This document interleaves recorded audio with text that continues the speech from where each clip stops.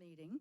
Today is Tuesday, December 13th, and I'll go ahead and read the legal notice. As information for our audience, if you're not satisfied with the decision that's made by the Metro Board of Fair Commissioners today, you may appeal the decision by petitioning for a writ of cert with the Davidson County Chancery or Circuit Court. Your appeal must be filed within 60 days of the date of entry of our board's decision. To ensure that your appeal is filed in a timely manner and that all procedural requirements have been met, please be advised that you should contact your own independent legal counsel. I will now call the meeting to order. And I would like to go ahead and move to approve the minutes from the previous meeting, and I need a motion to that effect, please. I'm sure I move that we accept the minutes as received and read. Is there a second? I second. Any discussion? Seeing none, I'll call for the vote, and I'll call you one at a time. Commissioner Owens? Affirmative. Commissioner Hendricks? Aye. Commissioner Avila? Aye. And I am yes as well. So the motion to approve the minutes passes, and we'll now move to public comment time. And I will call for Mr. Parton to come up. And you have 2 minutes. Please share your name and address and what you have to share with us. Thank you. Thank you. I hate conflict. I just hate it. I hate it. I hate it. People portray the people at Bristol Motor Speedway as bad actors. Not true. They have not negotiated behind closed doors. The mayor did, not Bristol. They've been trying to work on this since Megan Berry was the mayor. So slowing this thing down, it's been 5 years. I am more than happy. I've got bullet points here. I'm more than happy to rent a racetrack, pay for gas and tires for racers to come and run on the racetrack, and take anybody that wants to go up into the neighborhood and see what the noise factor is at different locations where people are complaining that they can't watch TV and so forth. I will personally take you there. I'm ready to do what it takes to get that done if you wish that done. I want you to know that Bristol and Speedway Motorsports operates multiple tracks, and they are professionals at parking and moving people in and out. They know what they're doing. And the last time we went through this, there were 28 community meetings where everyone was invited to go. 28. That's a fact. For saying that there's no community involvement is a misstatement at best. So what I want to close with is there's been the argument that there's no shortfall resolution to this if the revenues do not get there. You give Bristol Motor Speedway 10 free acres, and I will personally guarantee any shortfall. So that's what I've got to say, and I think there's some people that have shown up that didn't get on the list. Thank you. Thank you. Is there anybody else wishing to speak? Okay, go ahead and just line up here at the lectern. We have 15 minutes allocated, so each of you has 2 minutes, and we'll have everybody speak. And good afternoon. My name is Bobby Jocelyn. I live at 839A Gale Lane, just right around the corner here. Long time Nashville. You've been here my whole life. I've been through this speedway many years ago. I haven't been in a long time, but I support this proposal with Bristol Motor Speedway. I think it's important that we've neglected this fairgrounds long enough. You've seen all the good things that are taking place around here. This is just another cosmetic feature that needs to improve this neighborhood, improve the area, the noise. I live over here. We hear trains. Listen, here's one right now. And we hear them at 4 o'clock in the morning, 6 o'clock in the morning. That's just part of this. There's a couple races a year. I mean, I don't know. I understand all the noise factor that people are talking about. These folks have promised mitigate all the noise that they possibly can. So I'm in favor of this. The mayor's put out a good proposal. These people, they've got the financial interest to take this place to a new level. We need this in Nashville. It's going to be good for the city to have another venue, another sports venue for folks to be able to come and enjoy as a family. So that's it. Thank you. Thank you. Hi, my name's Kayla Miranda. I'm a resident at, Lord have mercy, I forgot my address, 926A Gale Lane, so I'm not far down the street from Bobby. I'm here to show support for Bristol taking over the Speedway. Have you guys, can you raise your hand, have y'all ever been to a Bristol facility before? Okay, so, I mean, these are top-notch facilities. It's not like we're replacing what we have here. I grew up racing cars, and that was a huge, huge part of my childhood. And I would love more than anything for my daughter to have that opportunity in her backyard. I even raced at the Bristol in Bristol, Tennessee. Personally, this racetrack dates back much further than any of us sitting here. It dates back a lot further than our latest and greatest new residents to the neighborhood and new residents to Nashville. Restoring it would allow NASCAR to return, but it's so much bigger than that. It would allow us to continue to be the front and center for large-scale community events for tourists and our locals. Tend to forget about our locals lately. My dad and I co-chaired March for Babies, March for Dimes here on the racetrack in 2021, and we raised over $500,000 for March for Babies. The potential restoration offers so much more than just racing. And in my opinion, this is one more way we can leave Nashville better than we found it. Thank you.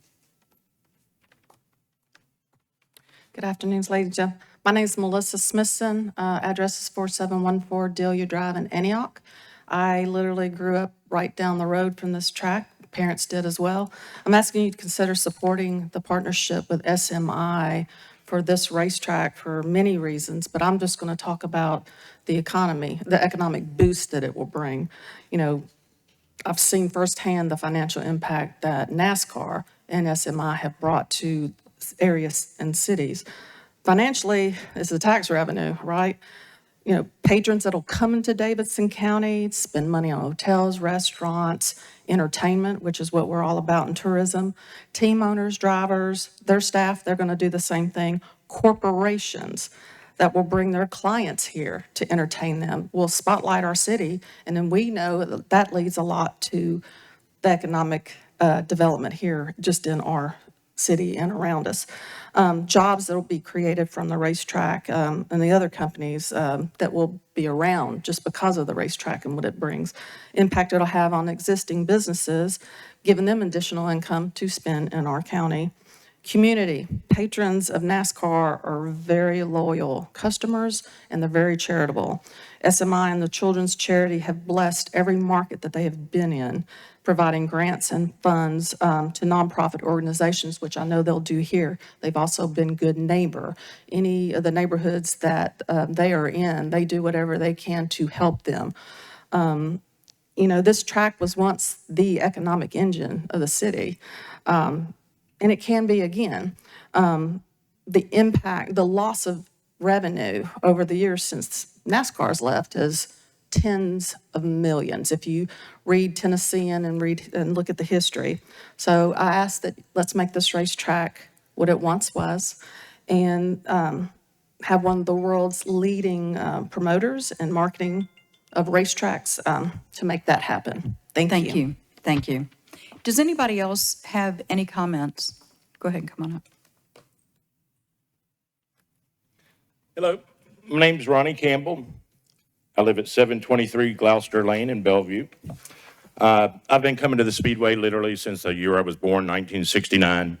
I've seen a side of the Speedway that a lot of people don't talk about, and a lot of people on the Fair Board, and really the residents, and a lot of people in Nashville just are not aware of some of the benefits. The Speedway has offered a platform for people to build businesses. I've got no less than half a dozen friends who have businesses that do 7 figures annually. Those businesses exist because of that Speedway is in operation today and has been in operation. That's how they got to where they built their business. It was because they raced at the Speedway. I have one friend that was reading meters for Nashville Gas, making $42,000 a year in 2007 and 2006.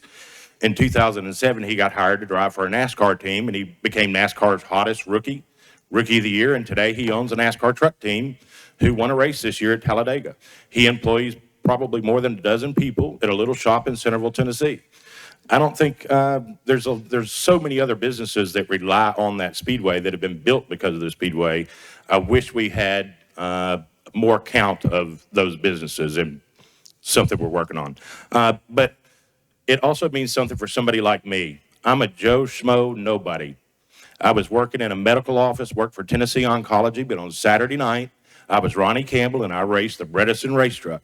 I got to travel the state of Tennessee and I spoke with thousands of people about what racing means and what the Speedway in Nashville means. All across the state, people know about the Fairgrounds Speedway. Heck, all across the world, people know about the Fairgrounds Speedway in Nashville.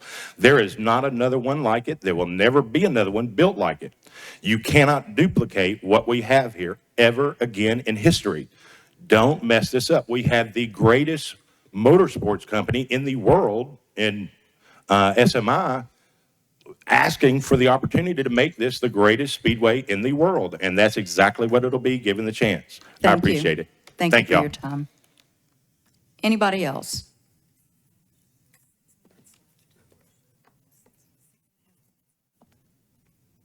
Hey, how we doing? So my name's Jared Bird. I live a few blocks down the road on Merritt Avenue. Lived here about 6 years, and have come here to just show my support for kind of the racetrack renovations between Bristol and the mayor's office. I believe the new sound mitigation infrastructure will be a huge benefit for our neighborhood and the noise. So let's prove this agreement. Thank you. Thank you for your time. What was your name again? Jared Bird. Jared Burke. Anybody else wishing to speak? We have time for two more, and that's it. My name is Ken Joyce, 3520 Thornhill Drive, Antioch, Tennessee. I've been a resident of Davidson County for 65 years come January. I've been in business, in the racing business, for 27 years. I've been able to mentor, place kids that are starting their racing career and see them move into the industrial side of it, the machining, manufacturing that is associated with racing, that has catapulted many of them's careers. I was fortunate enough to be involved when Kyle Busch came through the Legends program in Vegas.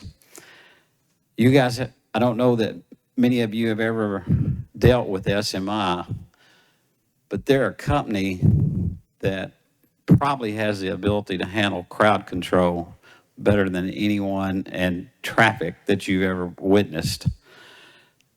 I was fortunate enough the other night to be at the council, in the council chambers when we had the meeting there. There was a lady there in favor, or not in favor of the racetrack, so to speak. She was an opposing group. So after the official meeting, I spoke with her one-on-one. It appears that the majority of what the opposing group wants is a business plan from the city of how traffic and things are going to be handled. They're not so much against racing, they just need to be informed. With that, I would like to see this city and the people that are currently running this city make a smart decision, and let's figure out how we all cohabitate and have what we all desire to have. Don't take away from one to benefit the other. And we should be thinking in those terms. Thank you. Thank you.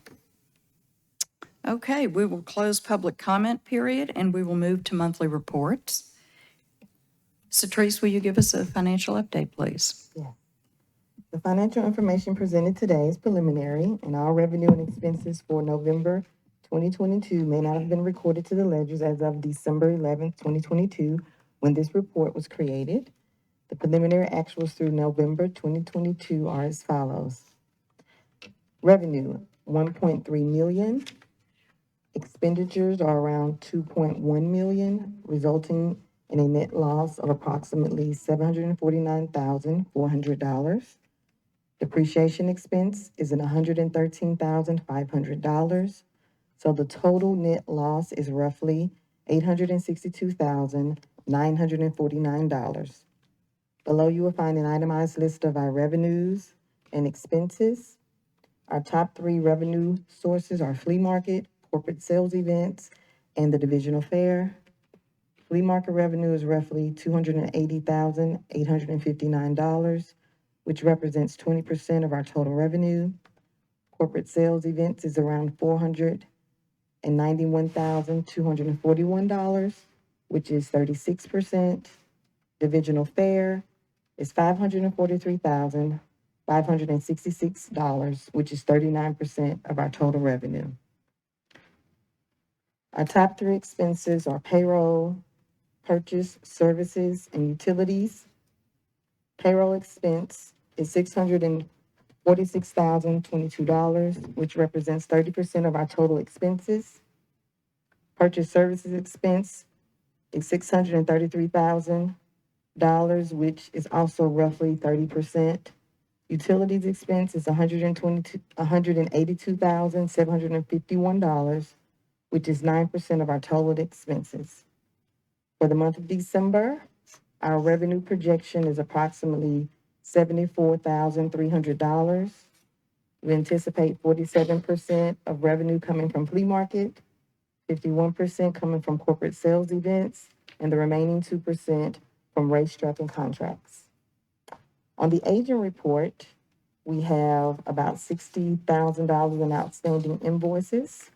However, we have received a payment today of $500 for the Speedway. Other than that, all other promoters have been contacted and invoiced.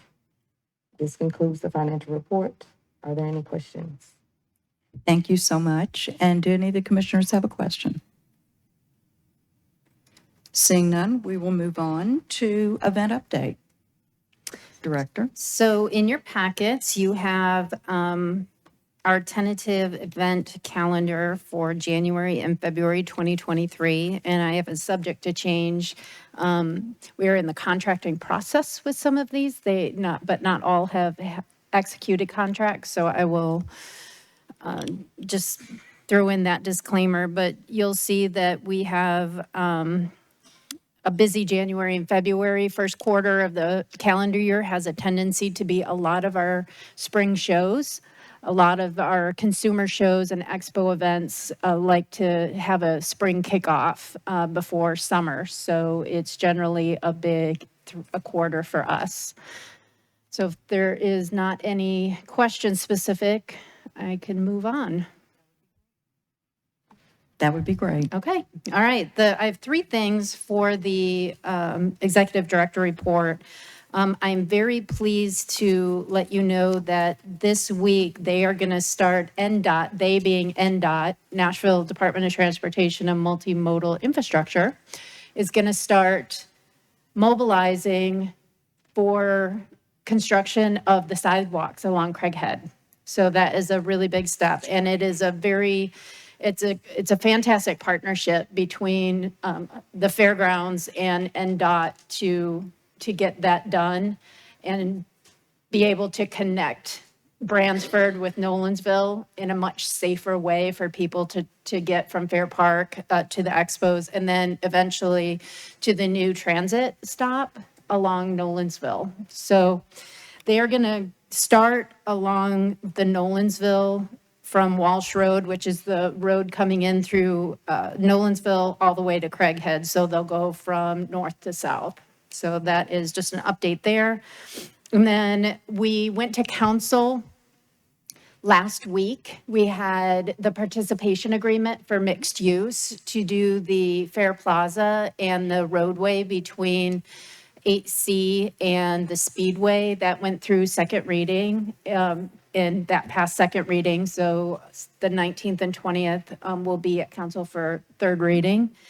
And then coming up on the 19th and 20th, we'll be in front of council for a second item, which is something that this board approved us to move forward with back in May of this year, and that is a contract extension for GHP for program management services, and it's an extension of their contract for 30 months. And so we'll be on second reading at council on the 19th and 20th. Any questions for the director? Seeing none, we will move on to old business. And I will call on Fairgrounds Improvement Project. Mr. Henley.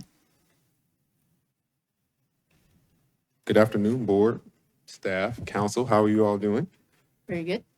You all should have in your packets the colored dashboards that I typically present at the board meeting. I'll be starting with the blue document, if you have them in color, the Fairgrounds Improvement Projects. We'll be clear that, presenting these figures, they are about 30 to 45 days in arrears based off of payments submitted to Fairgrounds. And we are hitting that point, like I mentioned at the last report, where the dollar amounts remaining are smaller. The reports are a little bit less exciting. We just crossed under the threshold of $500,000 remaining in the allocated funds for Fairgrounds improvement projects. A significant bulk of that is tied to the multi-purpose and maintenance space. There's still some cost to be expended there and then retainage release. And so we're working through the closeout of that project.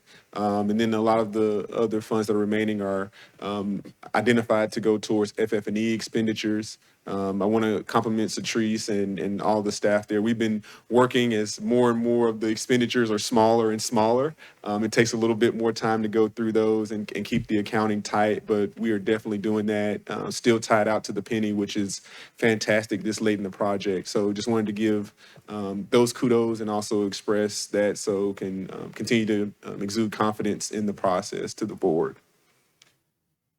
If there aren't questions on the blue sheet, I'll go to the green just to update on Fair Park. Commissioners, do you have any questions so far? Seeing none, go ahead. The green sheet, I mentioned the amount of funds that were remaining as it relates to the Fairgrounds improvement. There are still the funds that are allocated under Fair Park Phase 1. Currently, those funds are not earmarked for any particular use. As we continue to dwindle down in funds, I think we'll be evaluating the best use of those funds, but there's been no movement at all in the Fair Park Phase 1 category since the last report. Fair Park Phase 2, there's been a very small amount of movement there. Most of that is associated with our design team has submitted some invoices. We're still going through the process of looking at design and design alternatives.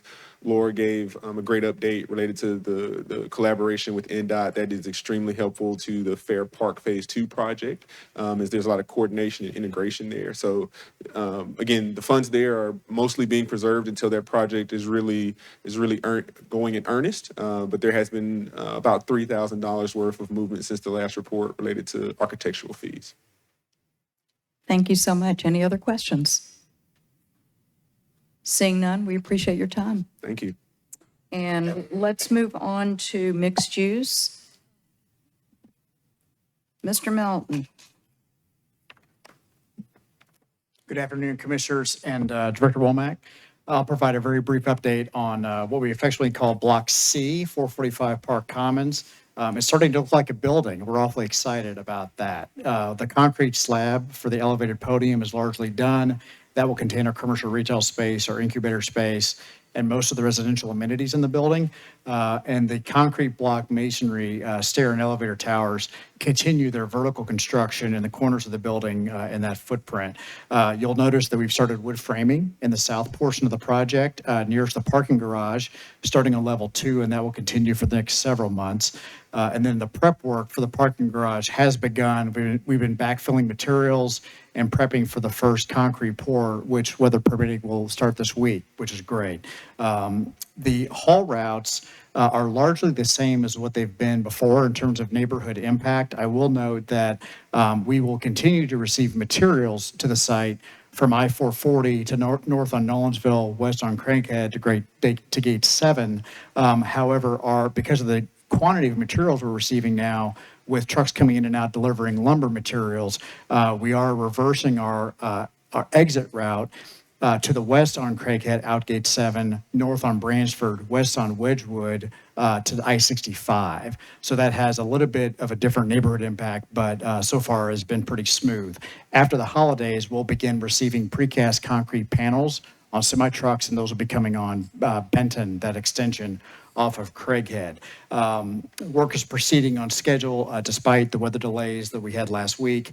We continue to appreciate the cooperation of Trek Enterprises, Nashville Soccer Holdings, all of Director Womack's staff, and will continue to do so through the holidays and as we get into the spring. So with that, I'm happy to answer any questions. Commissioners, any questions? Okay, thank you. You're welcome. And now we'll go to the infrastructure update. Hi, I'm Katie Sheasley with GHP. Just have a quick update. Infrastructure is complete. There are just a few items for a small punch list. Fair Park Phase 2 is moving forward with design. And as you mentioned, the sidewalks are starting for Craighead. So that's it. Anybody have any questions about infrastructure so far? Okay, thank you so much. We will now ask for a Bristol Motor Speedway update. Do we have anybody here willing to share that? I can. Okay. I was just planning on going over the general schedule. You'll, just for the benefit of the public and for the board, there are two places that you can access all of the documents that we are creating as part of this process and proposal review. One is on the Fair Board website itself, and there is a link that takes you to a separate page that has the documents by meeting, but they also include the sound study information. The second place is on the Fairgrounds, so the fairgrounds.com. There is a rotating banner up at the top of our website that also will take you to that same page. So there's a couple different locations that people can access those documents. The next meeting related to the Bristol proposal is scheduled for next week. It's the 21st. It is a Fair Board work session, so there will not be public comment at that time. It will just be an opportunity for the board to work with Bristol representation and Metro Legal to go through some of the documents that are remaining, as well as there's going to be presentations from two sources. One, a representative from CSL, which is the financial analysis, and then the second presentation is going to be representative from the sound engineering company who did the original sound study. So that is December 21st here, and certainly the public is welcome to listen in on that. Following that is a third work session scheduled for January 5th. That is also scheduled here at the Fairgrounds. And then the public meeting, the next public hearing is scheduled right to follow the Fair Board meeting on the 10th.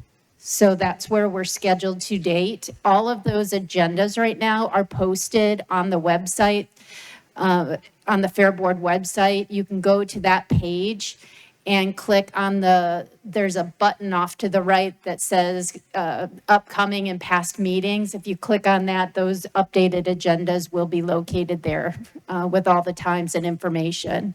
If anything is updated prior to those meetings on those agendas, we'll get that done as well, and then you'll get a notification if an agenda has been updated. Very good, thank you. Commissioner? Chair, yes. I know that the Fair Board and Metro government was not and cannot be involved in a community benefits agreement in relation to this project or any project really. But at our last public hearing, I kept hearing reference to there needing to be a community benefits agreement, and it was directed towards us as commissioners. So I wonder if there's any way that we can educate the public about such processes, and that we as a Fair Board and as a government entity here in Tennessee cannot be involved. However, and also in the same breath, point them into the direction where they can actually see the community benefits agreement, because there has been one that came out, I believe, about a year ago around this time, that outlined what organizations and what Bristol Motorsports and the other entities that want to see this project do. I'll let our legal counsel respond. Right, so Metro itself cannot be involved in a community benefits agreement. However, my understanding is that, those agreements can be entered into on behalf of, by different groups in the public. Yeah, in Bristol. And as far as putting something out there, I'll get with them and we'll figure that out. Yes, because I believe it's actually on the Bristol Motor Speedway website, and I actually found it also by just doing a simple Google search. Right. Where there was actually news about it, that, announcing this community benefits agreement and what it entails. We will see about taking care of that. Thank you. Any other comments or questions so far? Okay, Community Impact Speedway Policy Discussion and Consideration. Mr. Bergeron, you're on.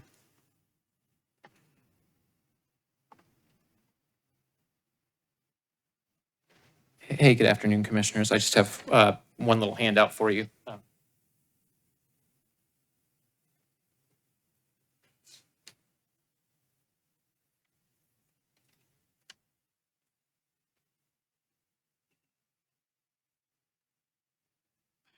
Have just a couple quick items for you today.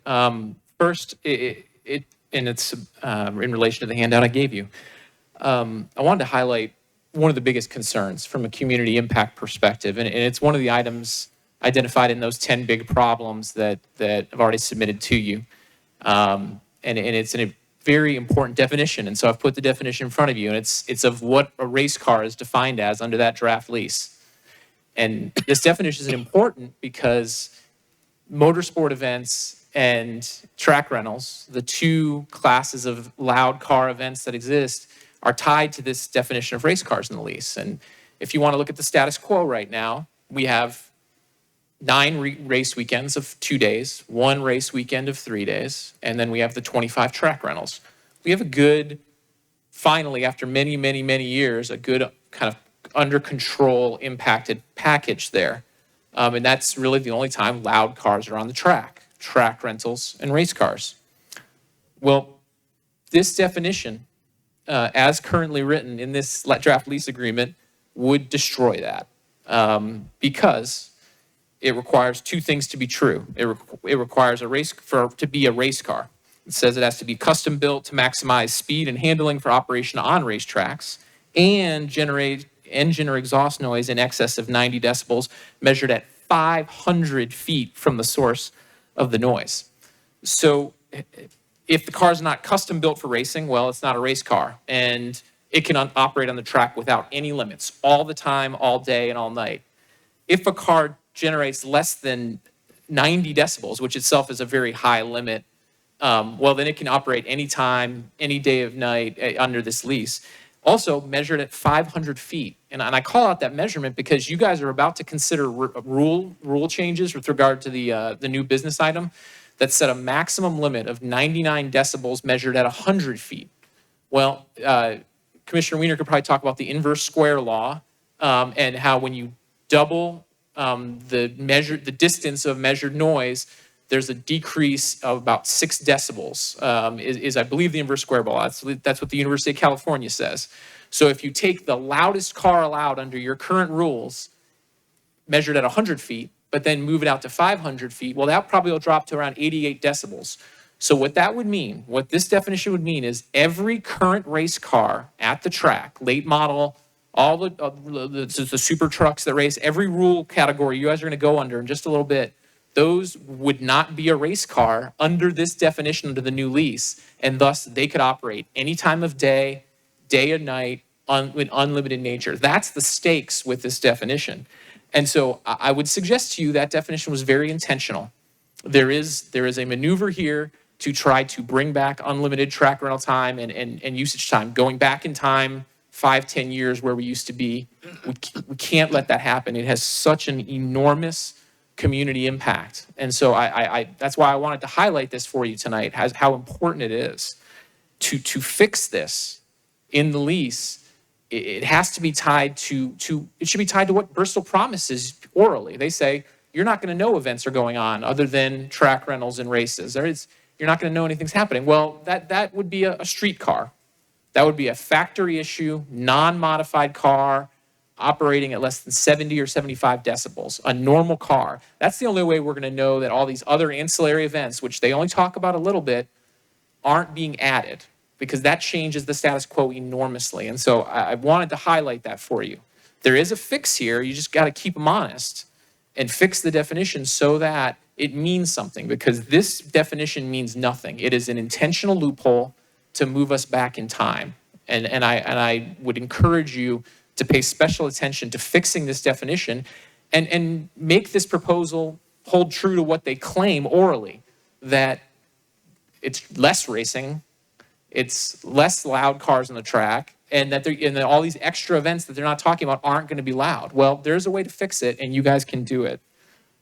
Briefly, second, on behalf of NEAC and community groups, we would love some actual dialogue and engagement, not just 2-minute public comments on this proposal, a chance to have questions answered and have a dialogue with the Fair Board. With all due respect to Mr. Parton's comment earlier, I attended a great deal of those public engagement sessions that were held over a year and a half ago with Bristol and community groups. There was almost no information provided, and in their defense, it was a year and a half ago. They didn't really have the proposal details to provide to the community groups, but they didn't present them. They did not answer very many questions, and in many parts because they couldn't. When is that going to happen? NEAC made a request to Executive Director Womack at our last meeting to have Bristol come to our meeting and actually answer questions from the community. We'd love to see that. I think that they should answer questions from the community, not just have the community limited to 2-minute sound bites. And then just a third item, just because Commissioner Hendricks asked about a community benefits agreement. As a former Fair Board member in the soccer debates, we couldn't enter into a community benefits agreement, but we certainly made clear we expected to see one, and there hasn't been one yet. What Bristol has entered into is a press release that they had people sign. It's not binding. There's no money behind it, and there's no corporate money from Bristol committed to it, or no money from Marcus Smith's pocket, the millionaire owner of SMI.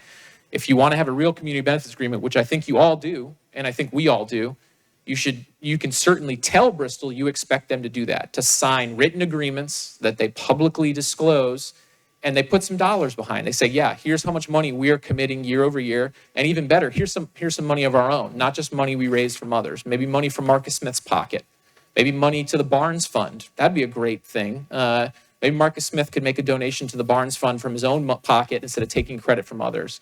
It can be done, and I think you guys can certainly state your expectations that you want to see it and you want it to be transparent. That's something we should all stand together as Nashvillians and say we want. So I hope you do that as well. So thank you for your time. Those all are important community impact issues. Would be happy to discuss any of those with you. Thank you so much for your time. We will now move to new business, and we're going to address consideration of the amendment to our contract with Track Enterprises. I am going to ask Director Womack to fill us in on that, and then I will follow that by asking for a motion. All right, so you may recall that we discussed approving an amendment to the contract for Track Enterprises for the 2023 season, which you approved in, I believe, October. As part of that motion, though, you allowed us to, the chair and I, to meet with Bob and just clarify the enforcement actions is in regards to use of mufflers and some noise mitigation. So you will see that exhibit that we pulled out, and I want to thank both Bob and Scott for their assistance on pulling all this information together, but that's what Exhibit D is, but you have already approved that. Since the amendment was approved in October, there's been 2 other minor changes that I wanted to go ahead and present to you today. One is some flexibility in regards to food and beverage service for the 2023 season. So it gives Bob a little bit of flexibility to contract with different sponsors and some different food service providers to expand those offerings. This has also been okayed and is running through procurement right now to adjust D&D's contract in consideration of this. So this is certainly something that we've worked with all three parties on, us, Track Enterprises, and D&D. So they're okay with that adjustment. And then the second adjustment is due to our request that they vacate the grandstands as of November 1st. That's actually a month earlier than they normally would vacate their offices for the off-season because we shut off some utilities. And so their original contract contemplated 9 months of office rent, but since we asked them to move out a month early, I'm going to ask that you approve 8 months of office rent instead of 9. Let's move approval so we can have a conversation about this if anybody has any questions. So, Commissioner Hendricks, you look like you're pushing your button. As long as I can ask questions. Madam Chair, I move that we approve these amendments as presented. And we do need, according to Metro Legal, to add to that, just a stipulation that we will change the date as instructed by Metro Legal.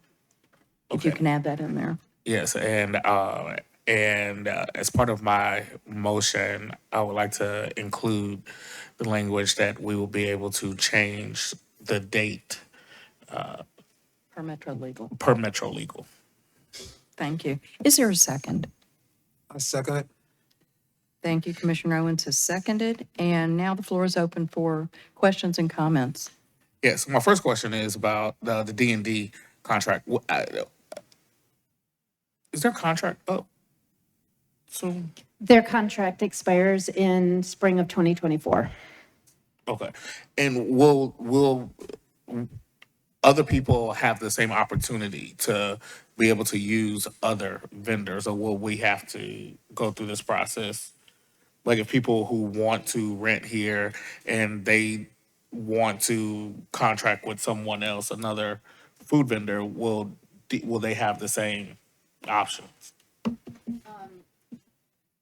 There is a buyout option, but we went out for bid for food and beverage services. So we do have a contract, essentially an exclusive contract with that provider for those services. However, there is a buyout if someone wants to take that option, which means yes, but there's still compensation that needs to be considered for both the Fairgrounds and our contracted food and beverage provider.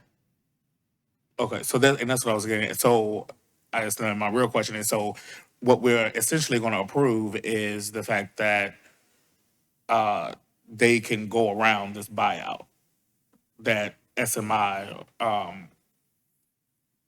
won't have to pay anything to us. So this allows Track Enterprises to contract with more than just D&D or someone besides D&D, but they also, we will not lose revenue because the contracts, we are still going to earn our commission percentage that we would have. It's still a 15% commission, so we will not be out any revenue with this change. Any other questions? Not a question, just additional clarification to Commissioner Hendrick's point.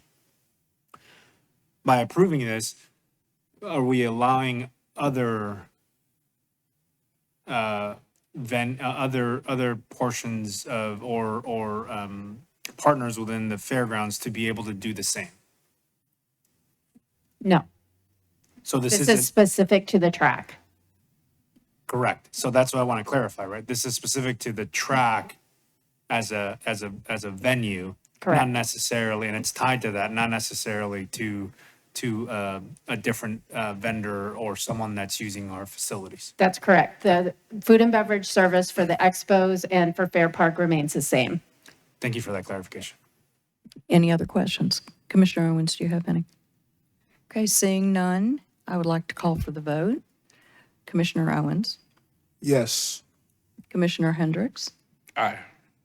Commissioner Avila, Aye. and I am a yes. So motion passes.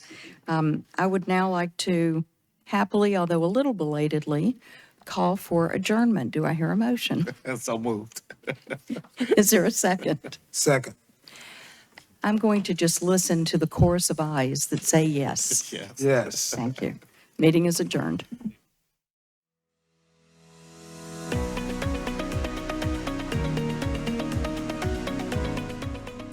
This has been a service of the Metro Nashville Network.